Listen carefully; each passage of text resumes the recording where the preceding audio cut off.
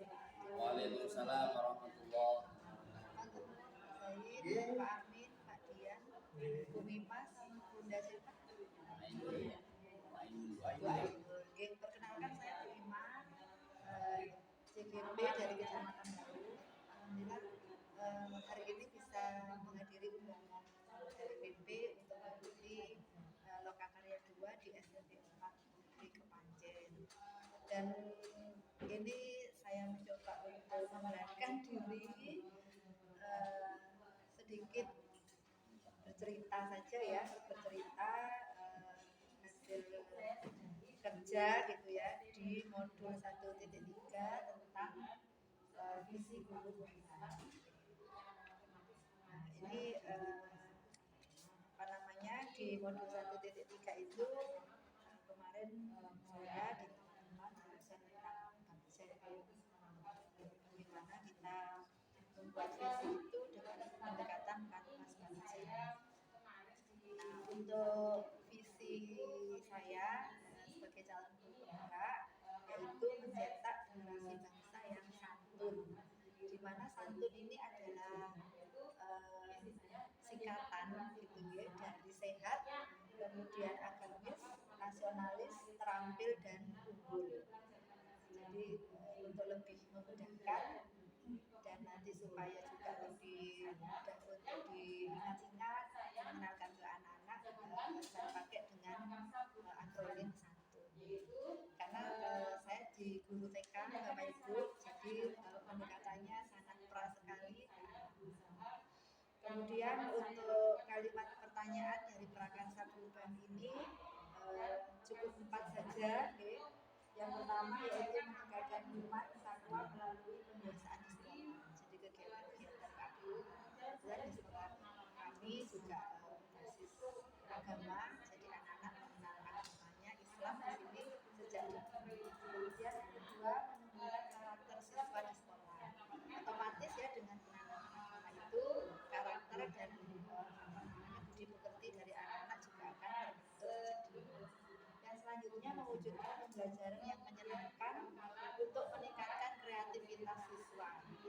Jadi sekarang dengan adanya implementasi kurikulum merdeka, itu kan kita pendidik juga diajak untuk terus menggali kreativitas anak-anak dengan berbagai media dan kegiatan. Yang terakhir yaitu meningkatkan budidaya literasi di sekolah.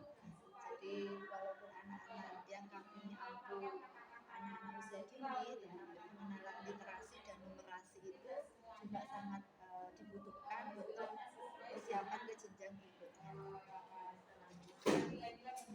Ini untuk ilustrasi kanvas bangsa. Kita di sini juga sudah membuat semua, kita langsung saja ke kolom-kolom ini. Di mana baca itu adalah ada B, yaitu buat pertanyaan utama atau define. Jadi pertanyaan yang ini untuk menentukan tadi arahnya dari visi kita itu mau dibawa kemana, disesuaikan dengan anak didik, kemudian kekuatan-kekuatan yang ada di sekolah gitu ya, stakeholder yang ada di warga sekolah. Contoh di sini pertanyaannya, kita bisa menggunakan pendekatan 5W1H itu ya. Di sini saya mengambil contoh bagaimana cara meningkatkan iman dan takwa melalui pembiasaan di sekolah. Kemudian untuk daftar tindakannya di sini bisa kita ambil dengan pembiasaan kegiatan harian, sholat duha, kemudian anak-anak dilanjutkan dengan ada di sekolah saya itu namanya Holakoh Quran gitu ya. Jadi anak-anak itu melingkar itu circle untuk murojaah, hafalan surat pendek, doa, kemudian mengenalkan asmaul husna dan sebagainya, hadis-hadis pilihan yang nanti bisa untuk bekal dia di kehidupan sehari-hari. Nah, yang paling disukai anak-anak itu yaitu hadis senyum. Tadi makanya saya ketika ada kesepakatan itu langsung teringat senyum, karena anak usia dini itu modalnya ketika dia senang senyum gitu ya, moodnya bagus, itu nanti kegiatan-kegiatan yang akan dilalui dalam sehari itu sudah otomatis akan dilalui dengan kegembiraan. Kemudian yang selanjutnya yaitu A, ambil pelajaran. Jadi di tahap ini pertanyaan yang bisa diangkat yaitu siapakah, gitu ya. Jadi gurunya ya, dan B tadi yang di sekolah itu yang bisa melaksanakan visi tadi. Nah, tindakan yang bisa dilakukan yaitu yang pertama jelas pendidiknya ya. Jadi kita sebagai guru yang menjadi teladan. Kemudian yang selanjutnya kita bisa bekerja sama dengan orang tua. Jadi kembali lagi karena ini anak-anak juga semuanya anak-anak generasi milenial, kita tidak lepas dari peran serta orang tua. Karena di sekolah juga hanya 3-4 jam, selebihnya di rumah. Jadi pelajaran yang sudah disampaikan di sekolah bisa dipraktikkan di rumah. Kemudian G-nya yaitu gali mimpi. Di sini pertanyaan yang bisa saya ambil yaitu bagaimana lagi ya, bagaimana kegiatan yang bisa menyenangkan, yang disenangi anak-anak, yang bisa untuk mewujudkan tadi impian visi tadi. Nah ini kembali lagi tindakan atau pendidikan yang bisa kita tempuh guru bersama anak. Ya, jadi juga ini sekarang kan kita juga mempraktekkan pemikiran KHD itu ya, pendidikan bersifatnya. Jadi guru bersama anak-anak bermain, belajar bersama untuk mewujudkan tadi mimpi-mimpi yang sudah dicanangkan. Kemudian J-nya yaitu jabarkan rencana. Rencana-rencana ini tidak terlepas dari langkah-langkah, gitu ya. Bagaimana langkah-langkah untuk anak-anak tadi bisa memiliki keimanan yang baik, ketakwaan, kemudian bisa datang ke sekolah dengan senang. Nah itu kita sebagai guru bisa melakukan tindakan dengan membuat lembar pengamatan. Ya, kalau di TK itu kita ada lembar observasi, kemudian ada lembar hasil karya dan sebagainya. Dan sekarang di IKM, di kurikulum Merdeka Belajar itu kita juga ditantang gitu ya, dengan penilaian itu cerita atau foto berseri. Nah, apalagi mungkin di anak-anak kelas bawah itu setiap hari itu mesti ada pertumbuhan atau perkembangan itu yang kita harus potret. Dalam artian itu kita tidak boleh lepas dari progresnya. Itu juga kita sebagai pendidik juga harus jeli gitu ya, melihat setiap perubahan pada anak didik. Itu bisa di langkah J, jabarkan rencana. Kemudian yang terakhir yaitu A lagi, atur eksekusi.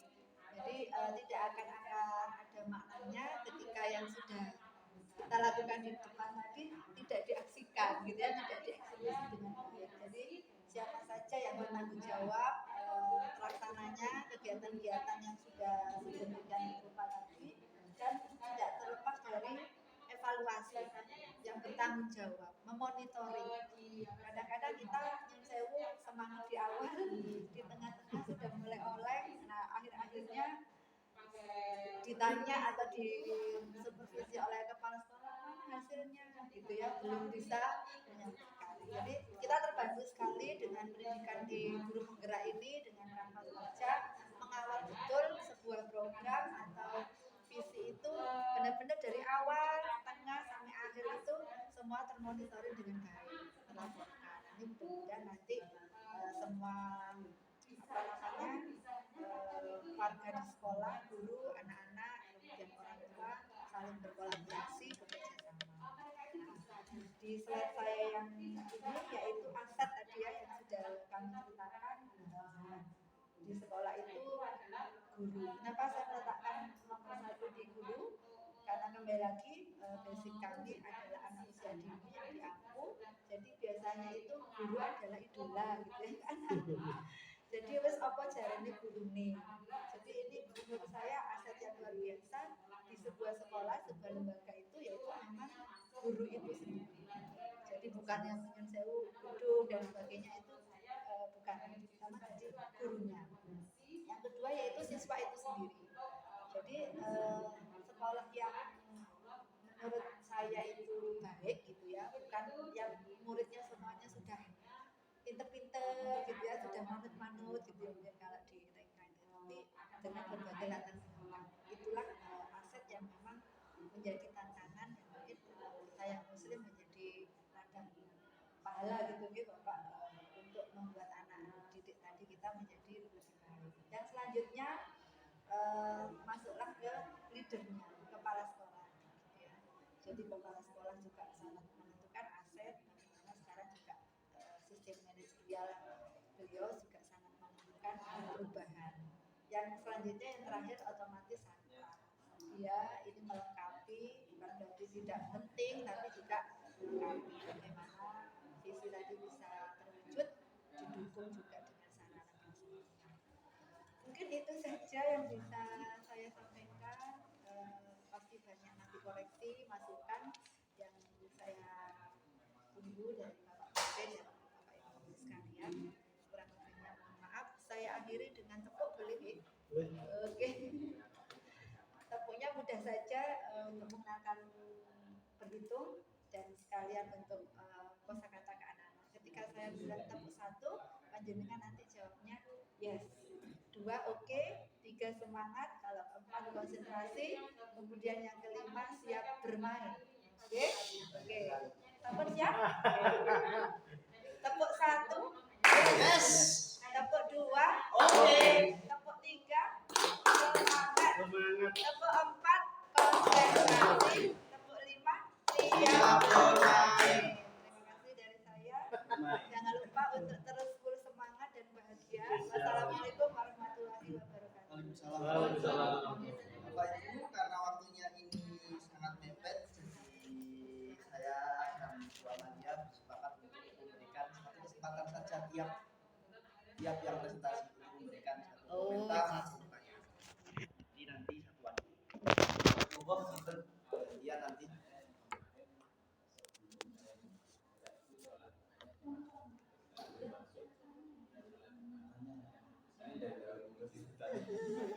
Mungkin yang dari Kasembek Bapak bisa ditanggapi.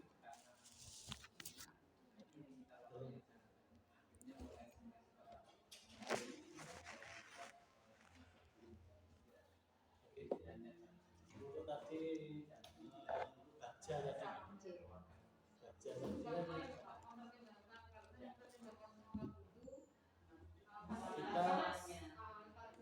kemarin sebetulnya masih bingung soal baca. Ya, jadi kita coba dalam hal antara membuat pertanyaan itu sama ambil pelajaran. Yang pertama gitu. Ya. Jadi yang tadi untuk yang buat pertama itu bagaimana cara meningkatkan iman dan takwa melalui kebiasaan sekolah. Yang saya maksud itu buat pertama itu apakah kita memulai dari mana kita memulai ide itu, misalnya apakah dari komunitas praktisi atau dari guru-guru, apakah dari pihak sekolah itu mempunyai ide dari pemimpin, dari manajernya atau gimana? Itu pertanyaan saya. Membuat pertama kali, buat pertanyaan utama yang pertama kali itu, kalau ini ada 3 poin ya, nah itu awalnya munculnya dari mana? Terima kasih Pak Dian. Langsung ditanggapi. Oke, terima kasih. Terima kasih Pak Dian, sangat bagus pertanyaannya, membuat langsung oh iya ya gimana ini. Oke. Jadi untuk kanvas baca ini memang yang pertama itu kan buat pertanyaan. Biasanya kalau pertanyaan itu memang munculnya kan kita dari rasa penasaran, makanya kita bertanya. Nah kalau Pak Dian tadi bertanya kita kok muncul pertanyaan yang pertama ini dari mana? Nah, itu biasanya kalau di sekolah kami itu kita ada rapat kerja Bapak. Jadi setiap awal tahun pelajaran baru itu kita menentukan kegiatan akademis, kalender akademis itu kan selama 2 semester.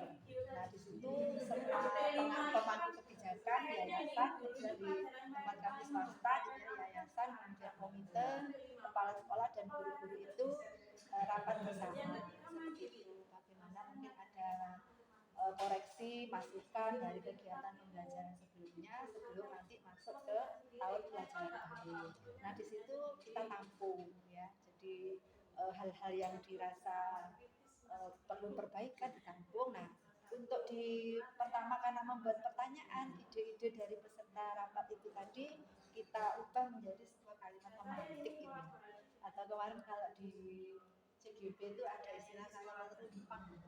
Nah seperti itu kalimat rumpang itu. Jadi ada kayak formnya kemarin tuh yang form itu kita isi, jadi masing-masing semua peserta itu kita beri untuk menggali tadi ya dari visi sekolah ini tadi apa masing-masing dari impian warga sekolah seperti itu. Nah baru kita masukkan menjadi sebuah buat pertanyaan tadi. Biasanya kalau dari sudah pertanyaan, nah akhirnya kan nanti kita muncul ini karena ada yang bertanya maka kita bisa mengambil pelajarannya apa, kita masuk di kanvas yang kedua apa tadi yang bisa kita lakukan gitu ya dari pertanyaan-pertanyaan tadi dan sebagainya. Seperti itu mungkin Bapak Dian masih kurang puas, nanti Bapak Pepe bisa membantu meluruskan kalau jawaban kami ada kekeliruan. Temun.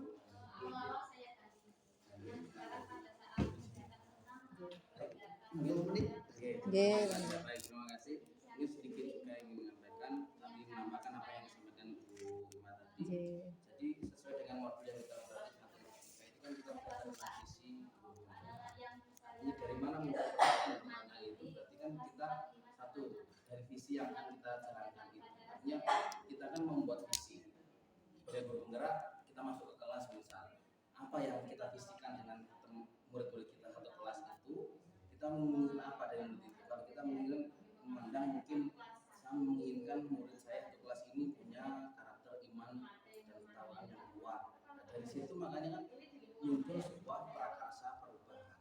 Kita buat prakarsa perubahan mewujudkan peserta didik yang beriman dan bertakwa. Itu prakarsanya. Dari prakarsa karena kita keinginan visi kita untuk murid muncul situ kan bagaimana mewujudkan keimanan itu, bagaimana mewujudkan ketakwaan itu.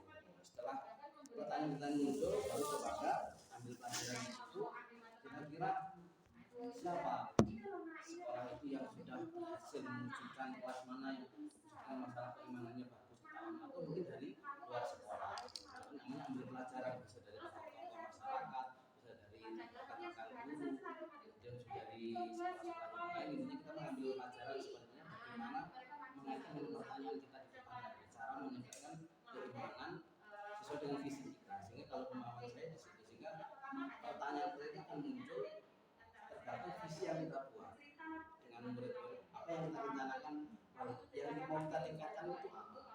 Kita misal saya mengharapkan punya visi mempunyai murid-murid yang kreatif, inovatif. Berarti kan prakarsa perubahan itu mewujudkan peserta yang kreatif dan inovatif. Nanti akan muncul pertanyaan, bagaimana cara menjadikan murid yang kreatif?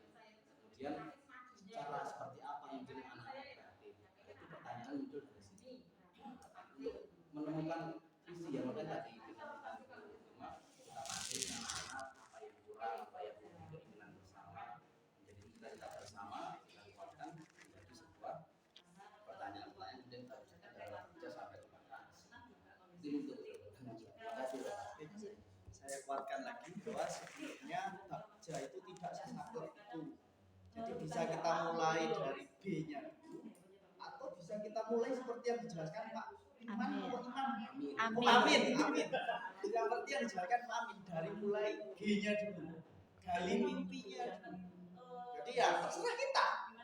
Kita yang menggerakkan ya bebas. Kita mau memulai dari yang mananya. Apakah mau dari prakarsa perubahannya?